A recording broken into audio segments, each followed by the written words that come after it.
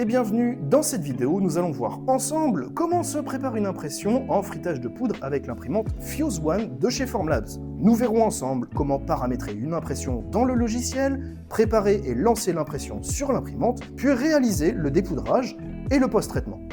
Pour commencer, je vais avoir besoin de configurer le logiciel Préform à mon impression. Dans un premier temps, je vais pouvoir sélectionner mon modèle d'imprimante, ici une Fuse One Plus. Je vais choisir ensuite mon matériau, elle est chargée avec du nylon 12. L'épaisseur de couche est fixe à 110 microns. Ensuite, un paramètre d'impression, je vais utiliser la dernière version bêta en 5.2. Puis je pourrais choisir aussi l'étiquette de la tâche d'impression qui va me permettre d'identifier mon volume d'impression une fois que l'impression est terminée. Il ne me reste plus qu'à appliquer pour appliquer tous ces paramètres à mon impression. La seconde étape consiste à importer notre fichier STL dans Préform. On peut faire un glisser-déposer, sinon simplement importer le fichier, ici mon guide PA12. Bien évidemment, si j'ai besoin, je peux importer plusieurs fichiers STL en même temps. Je vais me repositionner pour bien voir ma pièce. Alors, il va falloir que je prépare mon impression pour avoir une trentaine de ce type de pièces.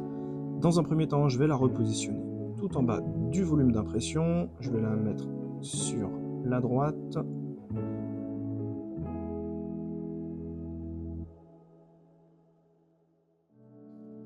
Je vais pouvoir refaire un agencement. Mon but, je vais sélectionner la pièce. Je vais pouvoir en ajouter 29, comme ça j'aurai 30 pièces au total. Je vais en ajouter 5 en bas. Je vais sélectionner les 6 pièces. Je vais pouvoir les verrouiller en rotation X, Y, Z. Ça va me servir pour l'opération suivante, qui va être de leur donner un espacement de 3 mm entre chaque pièce.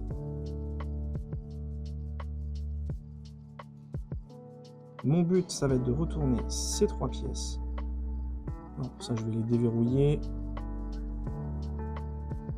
Je vais ensuite pouvoir aller dans la fonction orienter pour changer l'axe Z et mettre ici une rotation à 180 degrés. Mon but, c'est d'avoir la face la plus grande à l'intérieur du print job.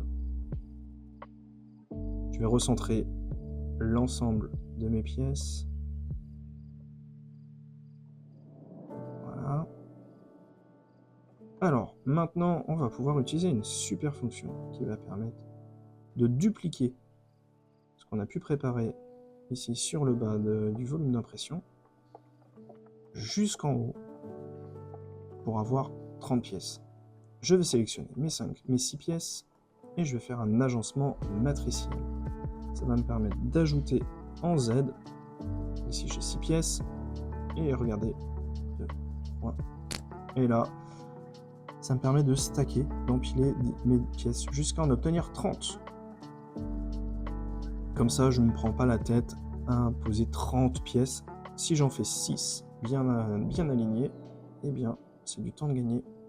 Voilà à peu près notre volume d'impression. Alors je peux ici regarder sur la partie résumé pour avoir une petite idée de la durée totale de l'impression.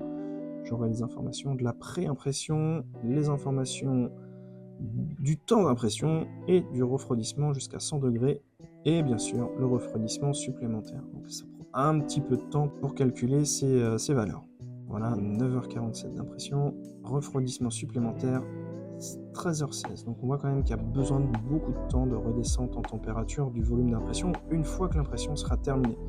Quelque chose qui est très important, 26% d'agencement par masse, 26% c'est plutôt pas mal. Voilà à quoi ressemblera l'impression, il ne me reste plus qu'à téléverser le fichier vers l'imprimante, donc là ça l'envoie directement à l'imprimante, ça sera stocké dans la mémoire de l'imprimante, il ne restera plus qu'à me rendre devant la machine pour lancer l'impression. Avant de lancer l'impression, il y aura quelques petites étapes de vérification à faire pour s'assurer que la machine est pleinement opérationnelle. La première, ça va être de vérifier d'avoir suffisamment de poudre. Pour s'assurer d'avoir suffisamment de poudre, il est simplement nécessaire de se prémunir d'une cassette avec de la poudre très remplie. On verra dans une autre partie comment remplir cette cassette. Pour les besoins de l'opération, j'ai déjà rempli la trémie de poudre pour éviter d'avoir de la poudre en suspension. Pour cette étape, pensez à vous munir des gants, des lunettes de protection, ainsi qu'un masque de type FFP2. Pourquoi? Lors de ces étapes, il est possible d'avoir de la poudre en suspension. Vous protéger, c'est aussi utile. Pour remplir la trémie, c'est très simple, il suffit juste d'ouvrir le carter, de venir positionner la cassette qui est pleine et ouvrir très légèrement. Il est important d'ouvrir progressivement pour éviter que la quantité de poudre tombe d'un seul coup dans la trémie. Une fois la cassette complètement vidée, il sera nécessaire d'attendre un petit peu que la poudre se dépose. Une fois la cartouche installée, ouvrez progressivement la trappe pour libérer tranquillement la poudre. Elle se déposera au fur et à mesure. Une fois la trappe complètement ouverte et la poudre vidée dans la trémie, refermez la trappe et retirez la cassette. Attention, c'est à ce moment-là où vous pouvez avoir de la poudre en suspension et c'est à ce moment-là que votre masque, vos lunettes et vos gants aussi seront utiles. Le deuxième élément à vérifier, ce sera le capteur infrarouge. Il se situe sur le dessus de la machine. Il servira à monitorer et à suivre la température à l'intérieur de la machine. Cet élément nécessite d'être minutieusement nettoyé et vérifié. Sur ce capteur, on a une petite lentille. Une procédure très détaillée explique le nettoyage de celle-ci si c'est nécessaire. Avant un lancement, il suffira simplement de vérifier visuellement l'état de celle-ci. Pour contrôler la propreté de la lentille du capteur, j'utilise simplement la lumière que je fais réfléchir sur la pastille. Celle-ci est propre. Lorsque je repositionne le capteur, il est aimanté, il se repositionne à la bonne place et un pop-up fait son apparition. Mon capteur est bien inséré. Un élément aussi très important à vérifier, la cassette optique. C'est l'élément qui va isoler la partie optique de la chambre de fabrication. Elle consiste en 2 vitres distinctes. Celles-ci doivent être complètement propres. On va regarder cela ensemble, où elle se situe et comment vérifier la propreté. J'ouvre donc la porte. Ensuite, je vais avoir ici un petit écrou que je vais desserrer d'un quart de tour. Je vais accompagner la descente. Et ici, je vais avoir la cassette optique. Alors, c'est un élément très fragile à manipuler avec soin. On évitera bien évidemment de mettre les doigts sur la partie vitre. On devra simplement s'assurer qu'aucune poussière ou résidu ne se situe sur cette partie, aussi bien sur la partie supérieure ou inférieure. Si l'inspection visuelle s'est bien passée et que la vitre est propre, il suffit simplement de la repositionner.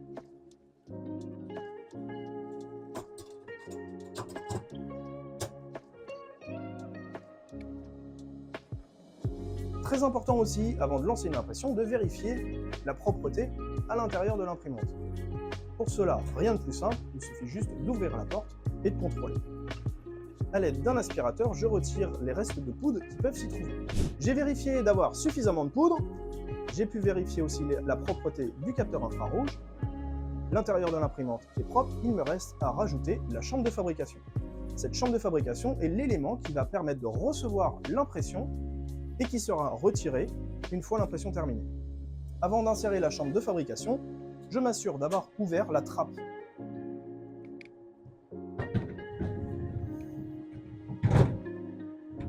Je glisse ma chambre de fabrication bien au fond, je referme la trappe et je viens connecter la chambre à l'imprimante. Un pop-up est affiché sur l'écran de l'imprimante qui indique que la chambre de fabrication a bien été reconnue par la machine. Il ne me reste plus qu'à fermer la porte. Mon imprimante est maintenant prête pour lancer l'impression. L'impression qui a été envoyée depuis le préform est arrivée à l'imprimante. Elle est stockée en dur sur la machine. Dans la file d'attente, je vois donc la prochaine impression, qui est donc celle que l'on a préparée ensemble tout à l'heure. Pour cela, rien de plus simple, je peux la sélectionner. J'ai quelques informations qui sont nécessaires, notamment la quantité de poudre nécessaire, le temps d'impression évidemment, le nom de la personne qui l'a lancé et quelques paramètres d'impression. Pour lancer l'impression, il suffit simplement d'appuyer sur Print. Ici, on a un petit pop-up qui va nous rappeler si on a bien nettoyé le capteur infrarouge ainsi que la cassette optique. C'est juste pour être sûr, une fois que j'appuie sur le bouton Confirme, je ne pourrai pas faire marche arrière. C'est parti, on lance. L'impression est maintenant lancée. Qu'est-ce qu'on peut faire maintenant? Eh bien, juste attendre et surveiller. Ne pas ouvrir la porte, c'est très important, et ne pas couper le courant aussi. On voit à l'écran, ici, les couches de poudre qui vont maintenant être déposées au fur et à mesure. Alors, la première couche est très épaisse pour faire un premier tapis. On voit passer le ricoteur qui va lisser la poudre à chaque couche. C'est une étape qui va nécessiter un petit peu de temps. L'impression ne va pas se lancer tout de suite. Ensuite, on aura une phase de montée en température de la chambre de fabrication pour avoir une température homogène. Je vous propose de nous retrouver dans quelques instants, une fois que l'imprimante aura commencé réellement la phase d'impression. Ça y est, l'impression est en cours. On peut surveiller l'impression via le retour vidéo affiché à l'écran. On va pouvoir voir le laser passer, venir fusionner la poudre. Une fois que le laser est passé, on verra le ricoteur venir déposer une autre couche de poudre ainsi qu'un flash lumineux qui permettra de venir réchauffer la poudre et le laser de repasser encore une fois sur la couche qui vient d'être déposée, et cela jusqu'à la fin de l'impression. Ce qui restera de votre côté à surveiller, bien évidemment, normalement vous avez mis suffisamment de poudre, toujours utile quand même d'avoir un petit coup d'œil sur la quantité de poudre restante à surveiller. Vous pourrez, si c'est nécessaire, en rajouter pour plus de tranquillité. Le procédé d'impression prendra un certain temps. Pour cette impression, moins d'une dizaine d'heures. Une fois que l'impression sera terminée, on ne va pas retirer tout de suite la chambre de fabrication pour dépoudrer. Il va falloir patienter pendant quelques temps, le temps que l'ensemble de l'impression redescende en température. On pourra attendre d'avoir une température ambiante pour retirer de manière sécurisée la chambre d'impression avant de passer au dépoudrage qu'on verra ensemble juste après. Ça y est, on est le lendemain, l'impression est terminée et la chambre de fabrication a pu redescendre à température ambiante. On pourra maintenant réaliser le retrait de la chambre de fabrication et le dépoudrage des pièces.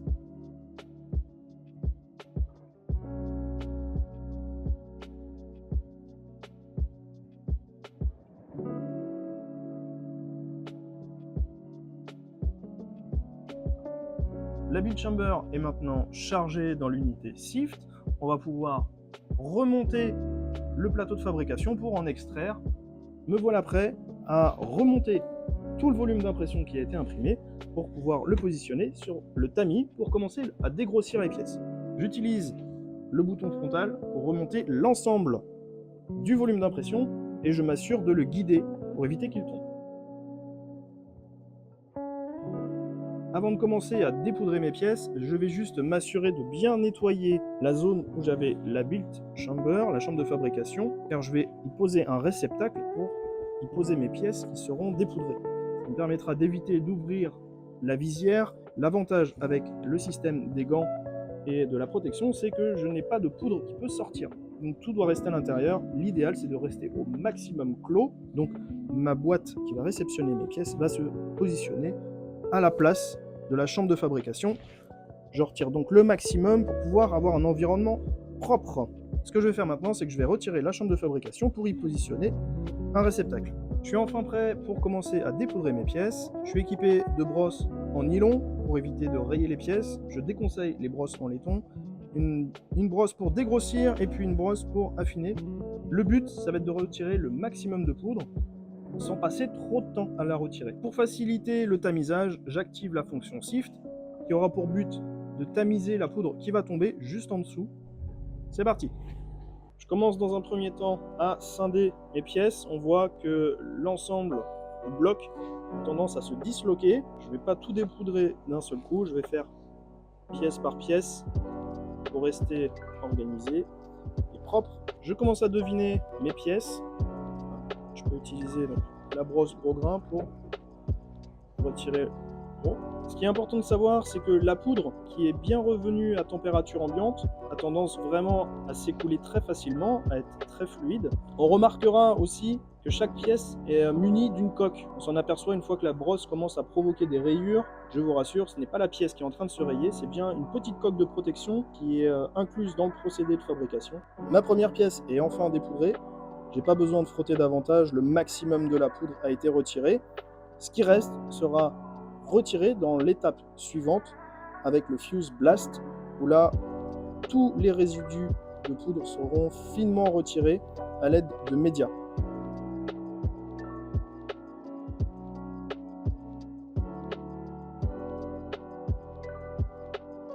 Voilà, le gros du dépoudrage est maintenant fait. Je l'ai en retiré principalement à la main. Ce que je vais faire maintenant, c'est que je vais nettoyer mon espace. Voilà, ça me permet de préparer et d'être plus à l'aise pour l'étape suivante, où je vais utiliser maintenant ma brosse pour retirer davantage dans les petits interstices. Pas besoin de trop frotter, d'être trop insistant. Comme j'ai précisé tout à l'heure, l'unité du Fuse Blast va permettre justement le retrait de la poudre restante. Ce qui est important de savoir, c'est que la poudre qui va tomber en dessous, au niveau du tamis, va pouvoir être recyclée et être réutilisée pour une prochaine impression.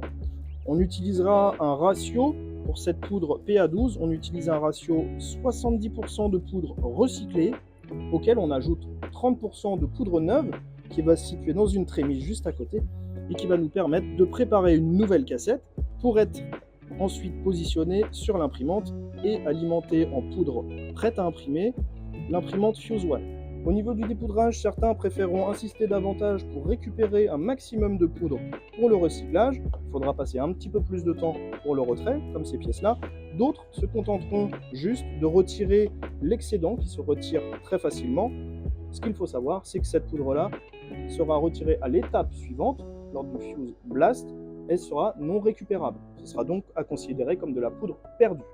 Je me retrouve vite avec des pièces partout. Pour faciliter mon organisation, j'ai installé en dessous une cuve qui va permettre de recevoir mes pièces qui sont déjà prêtes. J'enlève la trappe et je vais pouvoir y positionner les pièces directement.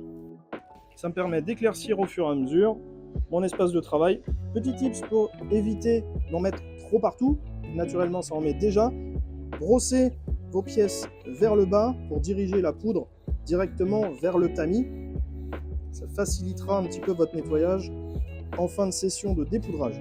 Et nous voilà pour la dernière, on a retiré suffisamment de poudre, on pourrait faire plus, mais le but c'est pas de passer trop de temps à la brosse, même si l'exercice est un petit peu physique à la longue.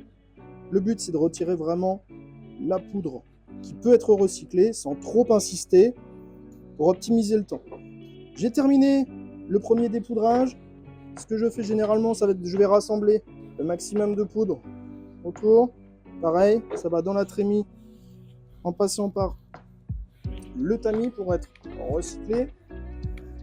Voilà, en brossant vers le bas, ça me limite pas mal les projections. Je vais pouvoir ranger les dernières pièces dans mon bac. L'étape suivante, ça va être la finition de ces pièces, le retrait de la poudre restante, dans une unité qui fait office de sablage et qui va s'appeler le Fuse Blast, où on va utiliser des petits médias qui vont être projetés sur les pièces pour retirer l'excédent de poudre et avoir des pièces finies et utilisables. J'ai fini le dépoudrage, je suis prêt à retirer mes éléments. Ce que je vais faire avant de retirer mon bac contenant les pièces, c'est que je vais déjà un petit peu nettoyer ma zone de travail.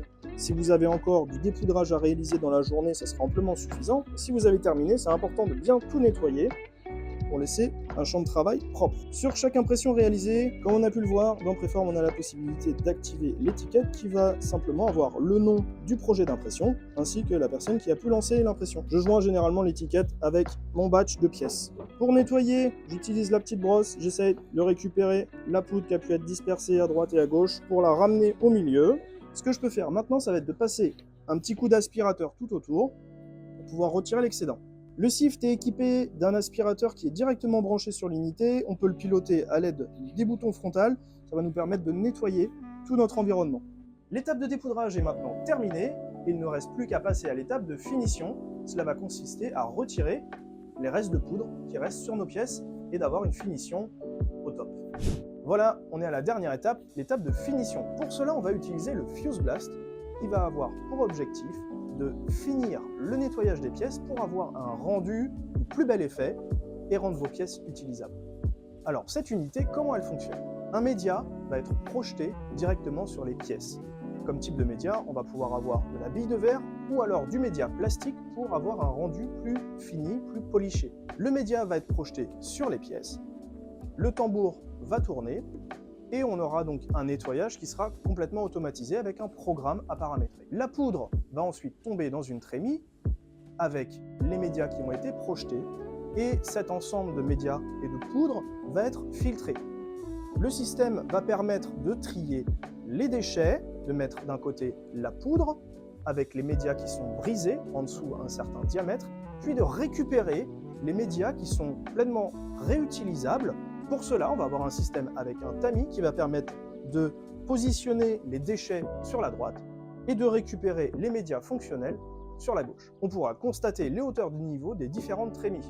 Ça, c'était pour le mode automatique. Si besoin, on peut utiliser le mode manuel, c'est-à-dire que, comme une cabine de sablage, on va avoir des gants à disposition, on pourra réorienter la buse pour avoir une projection basse et nettoyer les pièces à la main. Ça va être utile pour certaines géométries un peu complexes à nettoyer dans le tambour ou des pièces plus fragiles. Ça permettra aussi de finir les pièces, parfois dans le tambour, avec la quantité de pièces. Certaines zones ne sont pas bien finies. Ça permet de vraiment s'assurer avec un dernier contrôle que les pièces sont parfaites. Pour réaliser cette étape de finition, l'unité Blast nous propose plusieurs cycles de nettoyage, à savoir un nettoyage plus léger, normal ou alors plus prononcé, utile pour des pièces qui nécessitent davantage de projection. Dans notre cas, nos pièces sont suffisamment dépoudrées, avec une géométrie suffisamment simple, une finition en mode standard sera amplement suffisante. Pour cela, je sélectionne directement depuis le menu, il ne me reste plus qu'à cliquer sur Start pour lancer le cycle. L'étape de finition avec le Blast est maintenant terminée. Ce que je vous propose, c'est de regarder ensemble la comparaison entre une pièce qui sort tout juste du Sift et une pièce qui sort du Blast post-traité. J'ai donc ici une pièce qui a été post-traitée et une pièce ici qui sort tout juste du Sift. On remarque que l'aspect est complètement différent. Une a encore un aspect un peu poudreux, tandis que l'autre complètement dépourvue de poudre. La méthode de nettoyage automatisé est intéressante. Cependant, sur certaines petites caractéristiques, il peut être nécessaire de venir reprendre à la main la finition de ces pièces. Pour cela, rien de plus simple, il suffit juste de réajuster la buse ici pour la diriger vers le bas et ensuite insister sur les zones qui le nécessitent pour retirer d'éventuels résidus restants. Généralement, ça va être les perçages ou des petites aspérités, des petites caractéristiques. Pour réaliser cette opération, je préfère sortir les pièces du tambour, la longueur des gants ne permettant que difficilement l'accès au tambour. Alors pour voir aussi ensemble une comparaison efficace, j'ai laissé quelques pièces qui n'ont été pas correctement dépoudrées pour regarder ensemble l'impact des médias billes de plastique sur les pièces imprimées. Pour réaliser le nettoyage en manuel, je vais utiliser mon pédalier. La pédale de droite va me permettre d'envoyer les médias sur la pièce, tandis que la pédale de gauche va pouvoir envoyer de l'air afin de nettoyer la pièce et d'avoir une finition parfaite. En mode manuel, il est important de mettre le bracelet décharge électrostatique pour éviter les coups de bourre lorsqu'on est à proximité du châssis de la machine. Une fois le bracelet bien installé, les gants bien enfilés, les pieds sur les pédales, on est parti pour le nettoyage en mode manuel. On a pu voir tout à l'heure l'effet des billes de plastique sur les pièces pour retirer la poudre. Il existe aussi une étape d'air pulsé qui va permettre de retirer la poudre qui reste sur les pièces par contact électrostatique. On va pouvoir envoyer par ce système un air déionisé. Faisons le test pour un impact visuel plus important directement sur cette boîte. On voit que la poudre est restée colmatée par contact électrostatique avec la partie plastique.